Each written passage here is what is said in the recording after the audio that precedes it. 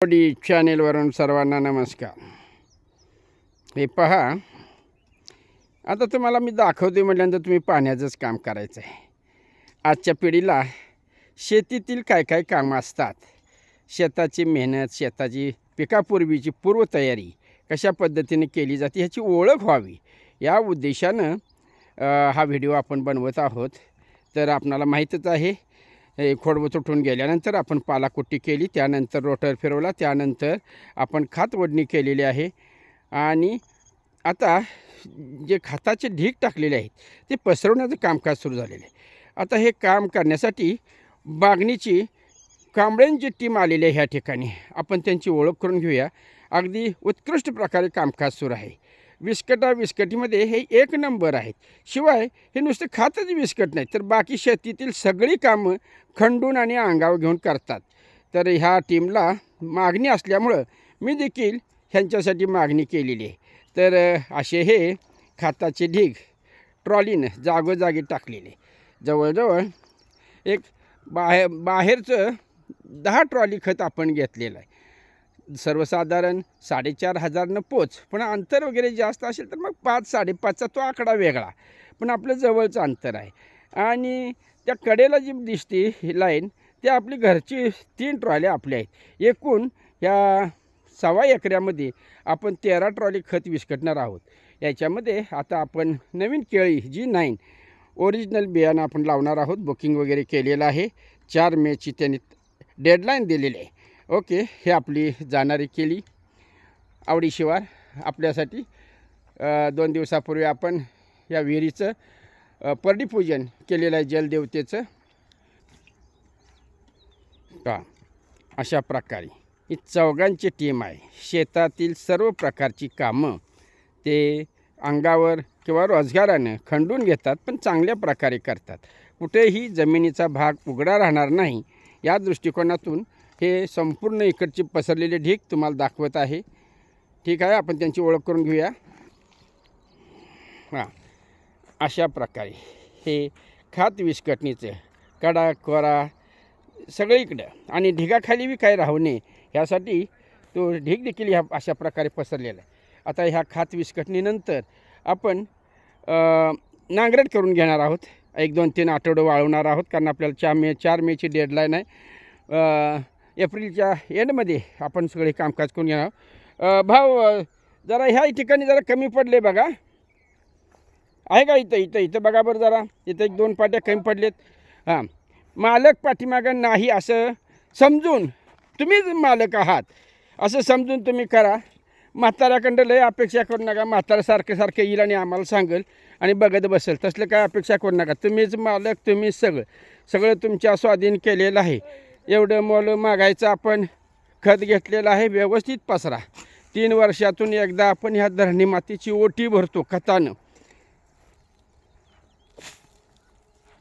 याला चक्री पाटी म्हणतात. चक्री पाटीनं पसरलं जात. जसं रस्त्याचं काम केलं जातं तशी शेतीतली कामं सगळ्याच्या पद्धती एकच. हां, जरा आपलं नाव सांगा, गाव सांगा, काय काय कामं करता. आम्ही सर्व प्रकारची कामे अहो, इकडे बघून. हां, बोला. हा, मोठ्यानं. सर्व प्रकारची कामे करतो हां, शेतीविषयी. बर. हे पत्त्यानं बोलायला वेळ नाही हो. मला व्हिडिओवाल्याला काही काम नाही म्हणून आपलं. हां, आता ह्या पहिलवानाची आपण ओळख करून घेऊ. हां हां, किरण कोलप. इकडे बघून सांगायचं. हां, किरण कांबळे. ओके, ठीक आहे. कामाचा अनुभव जोरात आहे ना? होय होय. हां, चला व्यवस्थित करून घ्या. ठीक आहे, बोला. दीपक कांबळे. येस, दीपक कांबळे. गाव बिव सांगा. बागणी. बागणी. फोन नंबर सांगा तुमच्या फोन टीमचा. नंबर नाही.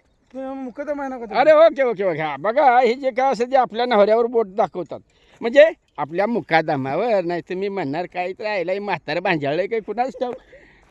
ओके. माझं नाव हनुमंत दिलीप कांबळे. मी राहणार बागणी पाण्यास टाकीपाशी, शाही दरबार हॉटेलपाशी. आपण रानातली सर्व कामे एकदम योग्यपणाने आणि चांगल्या पद्धतीने, मालक नसला जरी आपण मालकासारखं व्यवस्थित काम करून घेणे हे आपला हेतू आहे आणि व्यवस्थितच काम करणार आपण. ओके, ठीक आहे. आपला फोन नंबर सांगा जरा आमच्या लोकांना. 9503 20 59 70. अजून एकदा सांगा. 9503 205970. ओके, ठीक आहे. तुम्हाला आवडी चॅनलतर्फे धन्यवाद देतो. व्यवस्थित कामकाज करून घ्या. गरजूंनी ह्या फोन नंबरवर ह्यांचा फोन करून कामकाज करून घ्या. आता हे खात व बिस्कटनीचं कामकाज जर पाहिलं तर तुम्ही म्हणाल सर काय दर असेल सध्या. हे पहा, एका ट्रॉलीला 400 रुपये घेतात. 4 जण आहेत आणि काय असतील जे ट्रॉलीच्या हिशोबावर ते पैसे घेतात. तर अशा प्रकारे बाकी ही पाटी खोरं वगैरे हे सगळं साहित्य त्यांचं, फक्त खात मालकाचं. आता जे खत विस्कटतं आहे त्याला आपण कंपोस्ट खत, सेंद्रिय खत किंवा नैसर्गिक खत असंही म्हटलं जातं. कंपोस्ट खत म्हणजेच खड्ड्यात तयार केलेलं पाला पाचोळा शेण वगैरे याचं खत. आणि दुसरं खत जे आहे कृत्रिम खत आहे. आणि काय मग कंपन्यांची खतं तुम्हाला माहीतच आहेत, भेसळयुक्त आहेत, वजनासाठी वाळून बिळू काहीतरी घालून आपलं फसवत असतात. असू दे, फसवणारे बी पाहिजेत कोणतं, शिवाय त्यांची इमारत कशी तयार होणार. ओके, ठीक आहे. या ठिकाणी आपला हा छोटासा व्हिडिओ आजच्या या नवीन पिढीला शेतात काय काय कामं असतात हे त्यांना कळावं आणि त्यांनी त्याच्यामध्ये इंटरेस्ट घ्यावा, शेतीकडे लक्ष द्यावं. आपला भारत देश कृषीप्रधान देश आहे. त्या दृष्टिकोनातून आजकालच्या विद्यार्थ्यांनी कुठलंही काम करायला लाजायचं नाही. पहा, अशा प्रकारे विस्कटून झाल्यानंतर त्या ढेगाच्या जवळच जे काही राहिलेला भाग आहे ते विस्कटण्याचं कामकाज करत असतात. ओके, त्यांना आपण बेस्ट लक देऊया. त्यांच्यासाठी आपण आवडी चॅनलतर्फे पाण्याची सोय केलेली आहे. शिवाय त्यांना फरसाण आणलेलं आहे आणि त्यांच्या आवडीनुसार जर ते म्हणले जर आम्हाला सरबत द्या तर सरबत देणार, चहा द्या म्हणले तर चहा देणार. म्हणजे आवडी चॅनलतर्फे येणाऱ्या कामगार वर्गाच्या मुखात थोडं ना थोडं काहीतरी घातलं जातं. तेवढाच आम्हालाही आशीर्वाद मिळतो. आम्ही लहानपणी ह्यांच्या वयात असताना कामं केली. मालकानं 2 घास खायला दिले, एखादा गाला चहाचा दिला तर डोंगरा एवढा आनंद व्हायचा. मादक चांगला आहे. तर मी ह्या कामाच्या अनुभवातून गेलेलो असल्यामुळं मी ह्या कामगार लोकांचं मन जाणतो. ठीक आहे. आवडी चॅनल आवडल्यास सबस्क्राईब करा, लाईक करा, शेअर करा. ओके, जय महाराष्ट्र.